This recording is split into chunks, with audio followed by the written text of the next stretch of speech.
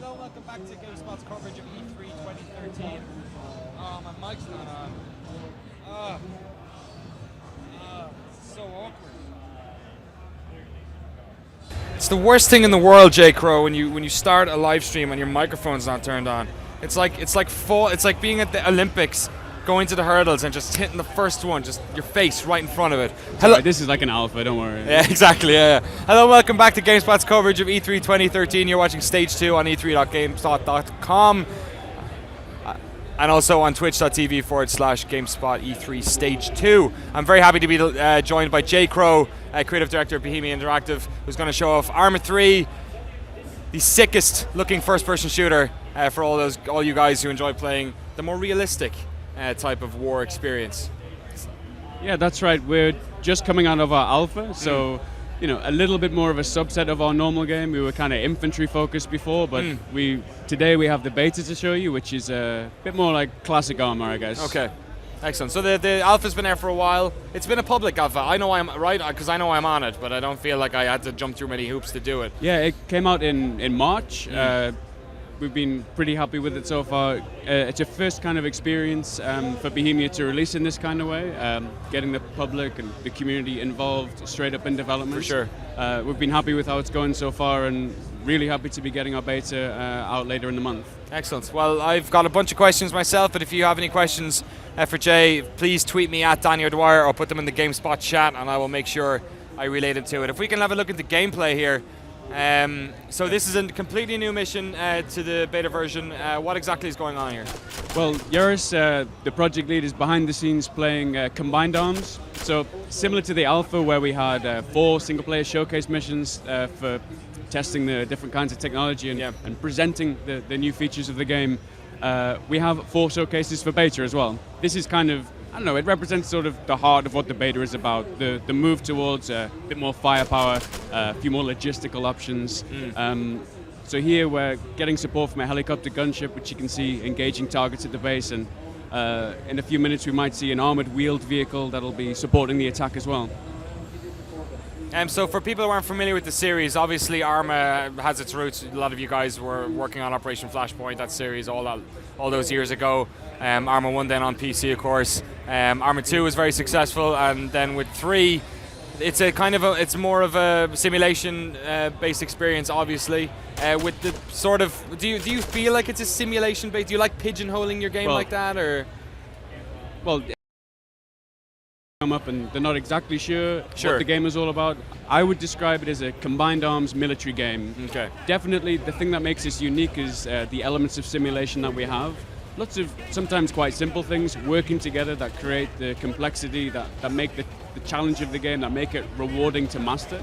But I would say, we're all gamers at heart. The guys back in Prague working on the game and in Brno, we all love playing games. We want to make a game, but we have a history with this series, and ArmA 3 is a continuation of what we're good at, what we're best at, but maybe with a nice new lick of paint on it and a few new interesting features. Yeah, quite a nice lick of paint on this, I imagine. Sorry, that's an understatement. The programmers would kill me. Yeah, it's an incredibly beautiful game. As some of the screenshots you guys released a number of months ago, almost, it's essentially photorealism at some stage. How much of an onus is put on in ArmA, and how important is it into you guys realizing your vision? Well, I think it's definitely an important thing for us to have in the game. Everyone, when they see ArmA 3 as compared to ArmA 2, loves the lighting, and that's based on the real world research we got and do. The lighting's based on real values from Mediterranean countries. So it's important, but it's definitely not the be all and end all. Like, we could do more, but we have to save some performance for other parts of the game. We do a lot more than many other games. The terrains are enormous, the level of detail and the quality that the artists put into their work, that takes a lot of performance. So it's a balance. We want to have a game that offers a lot for the players to do, but we want it to look nice as well. So what's the setup for ArmA 3 in terms of its narrative? Where is it based, and who is involved in the conflict? Well, during the alpha and the beta, we've been focusing on what we call like just generic factions. So at the moment, it's blue against red, and the beta introduces green, which is the third faction, which we see it as offering the people making missions at home a few more options. We haven't talked so much about the context and the story since we first announced the game in 2011. As we get closer to release in Q3 this year, we have a few more details. But to cut a long story short, the player is a NATO soldier, just a regular soldier. He's not, captain of anything. He's on an observation force based on the island of Stratus. And we have our roots in Operation Flashpoint, so you can kind of guess that maybe something is going to happen to him and the other factions play a part. We'd like to talk more about that later in the year. But I guess if you want some sort of analog, it's closer to the simplicity of Operation Flashpoint, like going all the way back to 2001. A simple factions fighting each other, and the player not being a hero, but just being part of a team, working with his squad mates and getting more and more responsibility as he progresses through the campaign, which is also a way that we're hoping to teach players how to use it. One of the things that we know is there's a lot of features, a lot of complexity in ArmA 3. The last thing we want to do is take any of that out, but definitely what we want to do is introduce it slowly to the players, let them get comfortable with handling a weapon, moving around, basic squad command, and then as you move through the campaign, you get more and more responsibility, more options to use, and hopefully more rewarding gameplay to take part in. There's always been a lot of sort of specialized control systems required in ArmA, because obviously it's at least in terms of the generic first-person shooter that many people are used to, there's obviously a lot more commands required, keystrokes and whatnot. And then in terms of using the vehicles from the helicopters to the landcraft, also a lot to learn. Do you find it's a challenge to try and teach the player all of these, or do you think that somebody can enjoy ArmA 3 by just specializing in one maybe in particular? Well, I think challenge is a good word. We've just added a new game mode called Challenges, and we hope through this kind of playable content that we'll be able to introduce simple things like movement and shooting to the player, like very simple competitive against the clock gameplay where we go through and shoot down targets. Maybe Joris can take a look at it later on. But really, ArmA 3 offers you, and ArmA generally, always to be able to do. And when you're given that all at once, it is confusing, it is daunting. The challenge, as I was saying before, is to introduce it slowly, prove to the player that it's useful, like our adjusted stances, getting behind cover, keeping your head down so it doesn't get blown off, showing to the player that this is a different key binding from what you're used to perhaps, but once you know how to use it, it offers a kind of a depth that other games simply don't have. And we can't ignore that. That's definitely what makes our games unique. Will you guys continue to support third-party hardware in the way you have in the past? I know TrackIR has been an important part, different various types of joypads. Is there any thought about Oculus Rift support?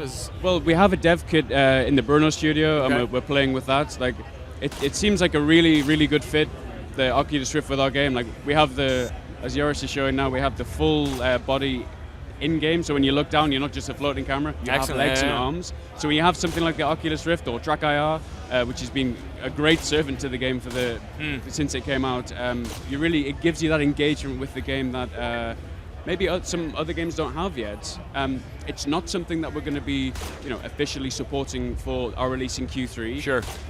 We've been talking to the guys, a great bunch of guys here at E3 from Oculus Rift. We're talking to them, get a few more dev kits for our programmers back home, get it in game, see what we can do. But yeah, it's definitely exciting technology along with TrackIR. Cool. Watch this space then. So it's interesting. Whenever I've played these games, it's always been a very solitary experience for me. I enjoy sort of immersing myself in the world and spending time carrying out the missions. In terms of multiplayer and cooperative, what are you guys doing in that space? Well, multiplayer is one of the most important aspects of our games. Like, it's what gives our games the longevity. Like, I'm a big fan of single player. Like every other game I play, it's all about the single player campaign. But with ArmA, I think it's really important for us to get multiplayer right. Part of that work goes towards optimizing the netcode. One of our lead programmers back home is analyzing what we can do to make it run more smoothly, to reduce the lag for players. In the beta itself, we can look at our 2 co-op missions that we're adding on top of the 2 co-ops that were in alpha. We're taking a look. Yoris is just loading one up now called Defend Camino. Here, well, we can also take a look at the third faction that we're adding to the game, but the greens. Here, the greens. I like that color. Here, it's we're not reinventing the wheel. It's something like a horde mode gameplay. We have the green team that has their base and the blue team that has their base. The objective is to survive against the enemy attacks, adapt with planting mines and defending your base. But we do it in ArmA style. So the things coming at you, attacking you, armored vehicles, helicopter gunships. It's going to be a real challenge to play. And the rubbers, you have to wait till the 7th wave, and there's a helicopter that comes to extract you, but there's only one. So human players are green and blue. By default, they're working together, they're helping each other out. But if you want to engage the blue team, or if the blues decide to stab you in the back, then suddenly you got a PvP situation going on. And I don't know, it demonstrates the diversity of ArmA's multiplayer content. Like, this is a game mode for a certain kind of player that likes a certain kind of game. Definitely the alpha, we've already seen mods made, like Wasteland, that cater to different kinds of scenarios. And here we can see we're running into the green base. So this is ours to defend. It's interesting. A lot of what you're talking about is kind of, I imagine, what a lot of people, the sort of polish you have here. There was always a wonder whether you guys would try and maybe go down again, this is just silly categorizing for the sake of it, but maybe a more mainstream route, that perhaps you guys would like to get some more success like the big franchises that we see on consoles and whatnot.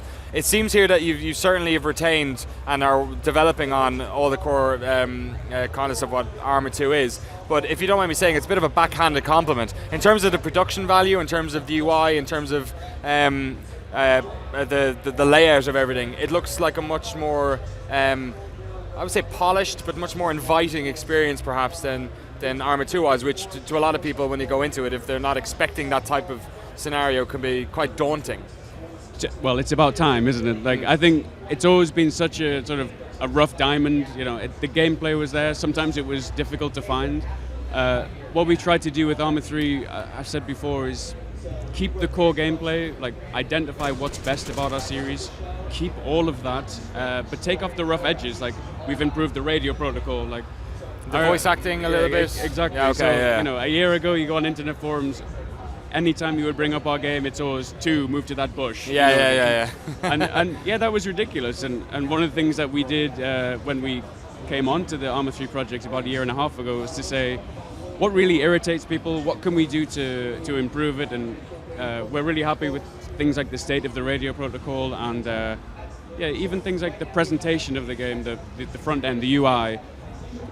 It's important. The first impression you make with a player, you're sort of making a promise to them. You're saying, sure, this game is legit, like this is a professional product. And then people give you, a bit more of a chance to prove why. And that's really important for ArmA, to get into it, to play with your friends, to experiment with all of the different things that you can do. And it's only when you get to that stage that suddenly it clicks and you understand, this is what ArmA's about. Yeah. This is why I can't go back to a corridor shooter. This is why Operation Flashpoint completely broke me back in 2001. And I couldn't play anything else. Is there ever any limitations where you guys, like for gameplay reasons, decide to kind of hold back? Because ArmA obviously is a series that's always pushed the boundaries in terms of realism when it comes to lighting, physics, graphics, of course. Is there ever a stage where you decide this might be something in real world battles that does happen, but for the sake of gameplay, we probably should not hone it back a bit? Yeah, I think you have to make sensible choices. I mean, there's something called Ian Bogost. He's an American games writer and academic and critic. Like, he wrote a really interesting piece on simulation fever. I don't want to get too technical, but it really affected my way of thinking. He defines simulation as mapping the real world onto a set of mechanics. And simulation fever is when you do one thing but you don't do another. I think, and so when we do one thing, like for example, we have really realistic weapons models and they have bipods on them, and then we don't do another, like weapon resting. Yeah. There's this discord between these two things, and it can really pop in people's minds, and it ruins everything for them. But we have a very small development team, only 70 guys. I just finished Assassin's Creed 2 recently, and it took me 3 hours to watch the credits at the end. We got a small team, like a bunch of guys. We have to be very careful about where we put our resources. And you guys are working on 3 games at the moment as well, right? Yeah, I mean, 70 guys roughly on ArmA 3, and then a bit of a Black Ops team on DayZ standalone. And Take On Mars, of course, was announced today, which is basically someone's pet passion project. Like very, very small team, but a lot of love for that game. Excellent. But that's a very good point. You find it a lot. You find it in sports games a lot, and you find it in shooters and whatnot. So we have to choose sensible things to simulate. Where there was a big conversation about like how we're balancing the game. Like we came out and we said we're hiring a guy to balance the game, and people sort of got a bit worried and thought, do these developers really think they're making StarCraft 2? And it's like, no, that's not what balance means for ArmA 3. What it means is saying, what are we simulating? What else do we need to simulate so the game doesn't break itself? Like, nature balances itself. Like, this is why we would introduce something like our new fog technology. So, if I'm in the bottom of the valley covered by fog, then this really overpowered helicopter gunship isn't able to see me. But we have to make that choice to add the fog and not something else. Right. So it's about making sensible decisions. Sometimes we make the wrong calls. Like, and your community probably lets you know. We're not perfect, and the community completely hammers us for it. And fair play to them. Like, they love the game, and they complain at us because they want it to be better. Passionate. I don't know. I hope everyone can sort of feel like we're trying to do the right thing for ArmA 3, and the reception seems hopefully positive so far. And I hope you're enjoying it like yourself. Absolutely. Yeah. ArmA's one of those games. I fixed up my rig back in October. I got a new PC rig. Nice. And the first games I bought on Steam was finally I can play ArmA 2 now. So I got an ArmA 2, played ArmA 2 for a couple of months, and then when the alpha came out I played a little bit, but unfortunately I had to leave the country away from my PC. Can I talk to you a little bit about your community? You guys had a little bit of drama a couple of, last year I guess. The internet, there's always drama. In relation to some of your employees who were, was it Cyprus? Greece. It was Greece, sorry, it was Greece. God, Greece can't get rid of drama at the moment, I suppose. No, indeed. With some of your guys who got detained, obviously, for what some people had thought was maybe taking photographs of military institutions. How are those guys doing? How the reception from the community, I thought was incredible. Obviously, there was websites posted up. They made sure that all of us games journalists knew about it and were talking about it. Has that been resolved? How are those guys doing? And is there any legal action to be taken? Officially, it's still an ongoing process, but which is why I'd want to be careful about not saying too much. But definitely, I can just talk from a personal perspective. It's really, really great to have the guys back. And for them to be back with their families, so they're back at work. Maxell is making Altis splendid, and Ivan is working between ArmA 3 and DayZ, like just giving all of his skills to any project that needs his help. And it's just a real relief to have them back. There was definitely a period of uncertainty in development when we didn't know what was going on with the guys. How did that affect you? Affect your team? Like you said, it's a relatively small team for a project like this, so you guys must all know each other. I want to say like how. You've played on Strata. It's such a distinct environment. Environment's a huge thing in ArmA 3 generally, and the Mediterranean environment is very unique also for gaming. And I really want to say, like, I love the countryside and the architecture and the lighting of Greece, and it's great that we have something that's a really great representation. But we have chosen to make the islands now fictional. Like we're not set in Greece anymore. We're set in Stratus and Altis, and that was kind of because we lost a little bit of passion for representing sort of these real world places, and I guess that was the biggest impact on it in terms of the actual development. But I don't know, we just focus on the guys being back now and making the game as splendid as possible. Excellent. You've been working on this now for quite a while. When are you guys releasing and on what platforms?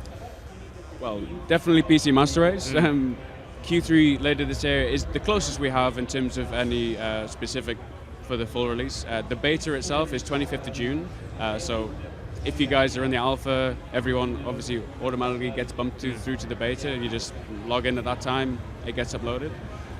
If you're on the dev branch of the alpha, in a week or so, we'll start seeing content trickling through as we test it and make sure everything's working okay.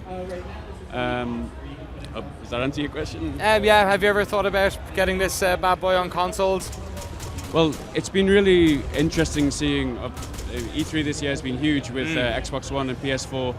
Very interesting to hear them moving towards sort of more community-driven content and such like, and some of the hardware looks really nice. But really, PC is where our heart is. That's where you go for a community right now. Like, if you want to make content, which is a huge part of our game, you get on the PC and you make it. If you want to have a real online community where you make missions, you join a bunch of buddies, like 60 guys, you go on the PC and do that. And that's where ArmA 3 is. And like I said, as a small team, we make choices and we focus on the PC, make it as good as we possibly can. Awesome. Jay Crowe, thank you very much for coming here and showing us ArmA 3. We've got your buddy Dean Hall coming in tomorrow to show off DayZ, and that's tomorrow on GameSpot's Stage 2 at E3. Thanks to everyone who's been tuning in all day. We've had an absolute blast. We've had massive numbers this year of you tuning in and talking to us on Twitter and on the comments and whatnot. We really appreciate it, so stick around. Our penultimate day is finished, but we'll be back tomorrow with Day 3 of GameSpot Stage 2 at E3 2013. See you then.